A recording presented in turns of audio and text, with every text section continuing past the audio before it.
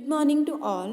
Today's subject is legal ethics, in which today's topic is the powers of the Bar Council of India.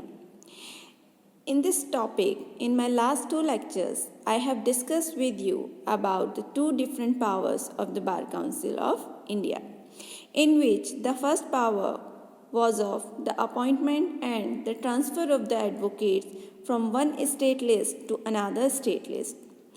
In the continuance of the powers of the Bar Council of India, the second power I have discussed with you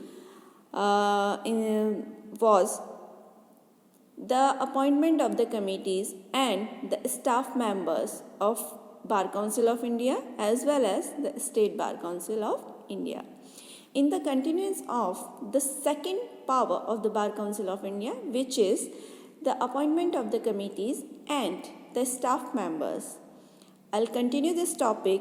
The next point on this topic is a legal education committee consists of 10 members, of whom 5 shall be persons elected by the council from amongst its members and 5 shall be persons co-opted by the council who are not member thereof. देखिए point number 2 यहाँ पर ये बताता है कि बार council of India जो है वो लीगल शिक्षा विधिक शिक्षा के लिए कमेटी का गठन कर सकेगी जिसके अंतर्गत 10 सदस्य होंगे। इन 10 मेंबर्स में से 5 मेंबर जो हैं वो बार काउंसिल ऑफ इंडिया में से के सदस्य इलेक्टेड मेंबर्स में से चुने जाएंगे और 5 मेंबर्स वो होंगे जो काउंसिल के मेंबर नहीं हैं। आप समझ रहे हैं? तो टोटल 10 मेंबर, 10 में से 5 मेंबर जो हैं वो काउंसिल के मेंबर होने चाहिए और 5 मेंबर जो होंगे वो काउंसिल के मेंबर नहीं होने चाहिए, मतलब बाहर से होने चाहिए। इसी प्रकार विधिक एजुकेशन विधिक शिक्षा से संबंधित कमेटी का गठन स्टेट बार काउंसिल्स भी बार काउंसिल ऑफ इंडिया के डायरेक्शन पे करती हैं और प्रोसीजर सेम ही रहेगा। 10 मेंबर होंगे, उनमें से 5 मेंबर जो हैं स्टेट बार के मेंबर होने चाहिए और 5 जो हैं वो स्टेट बार से बाहर से होने चाहिए। Now next, the section 11 of the Advocate Act requires every bar council to appoint a secretary.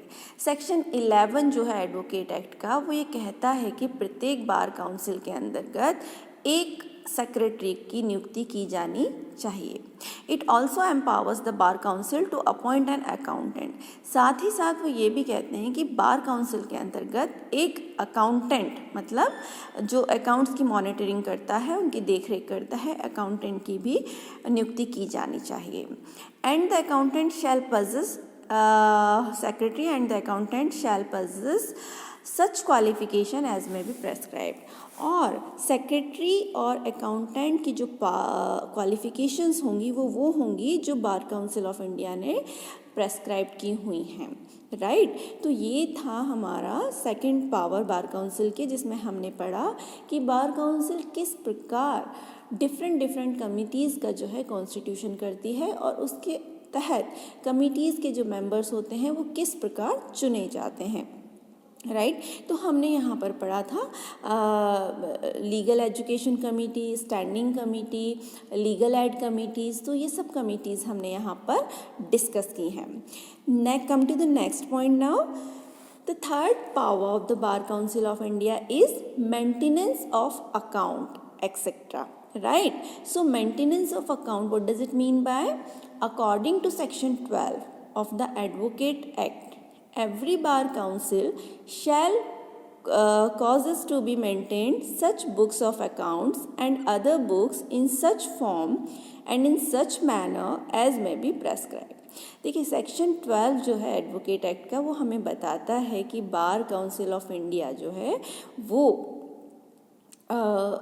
Bar council of India खुद भी स्वयं भी और अपने अधीनस्थ जितनी भी स्टेट बार काउंसिल उन्हें डायरेक्ट करता है कि हर बार काउंसिल को अपनी जो खाते की अकाउंट्स की जो डिटेल्स हैं उन्हें किस प्रकार संभाल कर रखना है, उसका पर्पज़ होता है कि उनकी मॉनिटरिंग की जा सके। ठीक है, the account shall be audited by auditors duly qualified to the act as auditors of companies under the Companies Act 1956 at such times and in such manner as may be prescribed.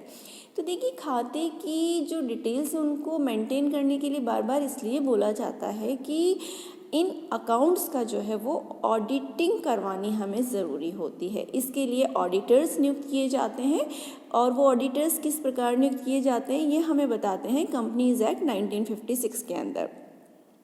तो उसके अंदर companies act के अंदर जो provisions दिए गए हैं उसके अकॉर्डिंगली ऑडिटर्स अपॉइंट किए जाते हैं और उन ऑडिटर्स को हम अपने यहाँ पर ऑडिट के लिए कॉल करते हैं।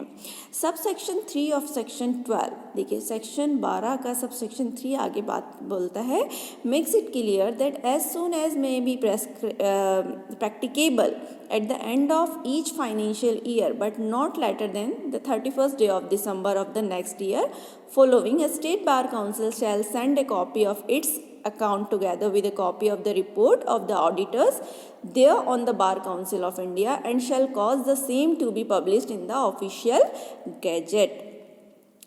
Subsection 3 of section 12 advocate act ये बताता है कि हर स्टेट बार काउंसिल को फाइनेंशियल ईयर एंड होने से पहले, जिसकी उन्होंने टाइम दिया गया है 31 डे ऑफ दिसंबर, 31 दिसंबर से पहले पहले अपने खातों की ऑडिट करवानी ज़रूरी होती है और उसकी रिपोर्ट जो है वो किसको भेजते हैं, बार काउंसिल ऑफ इंडिया को भेजते हैं।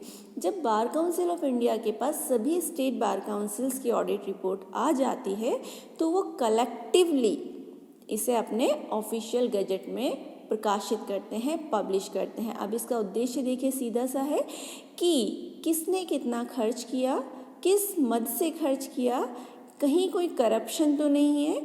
तो इसका बेसिक पर्पस होता है to maintain the transparency in the accounts of the state bar council. तो इसका पर्पस यही है कि ट्रांसपेरेंसी बनी रहे, कोई करप्शन की गुंजाइश ना रहे, इसीलिए ऑडिट करवाया जाता है और उस रिपोर्ट को जो है वो ऑफिशियल गजट में पब्लिश भी किया जाता है।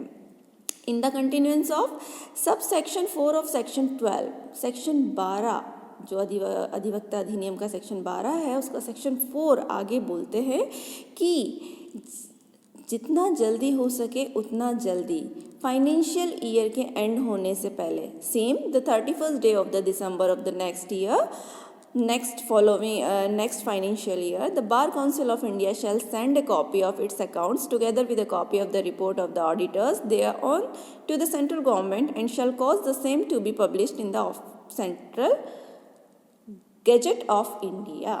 तो देखिए जिस प्रकार स्टेट बार काउंसिल्स हैं वो अपनी रिपोर्ट जो है वो बार काउंसिल ऑफ इंडिया को भेजती है, उसी प्रकार बार काउंसिल ऑफ इंडिया जो है वो अपनी ऑडिट रिपोर्ट 31 दिसंबर से पहले पहले करवाएगा और उसकी कॉपी जो है वो ऑडिटर्स रिपोर्ट के साथ सेंट्रल गवर्नमेंट को भेजेगा। तब सेंट्रल गवर्नमेंट जो है उसे गजट ऑफ इंडिया में पब्लिश करती है। तो देखिए हम पढ़ रहे हैं powers of bar council of India, उसके अंदर आज हमने पढ़ा कि किस प्रकार स्टेट बार काउंसिल और बार काउंसिल ऑफ इंडिया जो दोनों हैं वो अपने ऑडिट अपने अकाउंट्स को मेंटेन रखते हैं और किस प्रकार उनकी रिपोर्ट जो है वो पब्लिश्ड होती है ऑफिशियल गजट में ताकि ट्रांसपेरेंसी की मॉनिटरिंग की जा सके।